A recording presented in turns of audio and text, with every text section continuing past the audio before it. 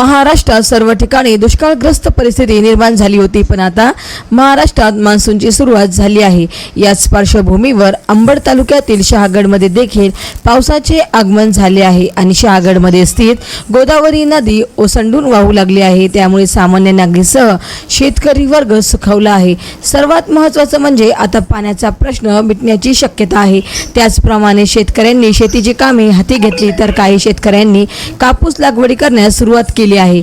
अंबड तालुक्यातील बळेगाव, आपेगाव, साष्टपिंपळगाव, डोमलगाव, गोरी गांधारी, कुरण, वळकेश्वर या भागांमध्येही पावसाचे आगमन झाले आहे।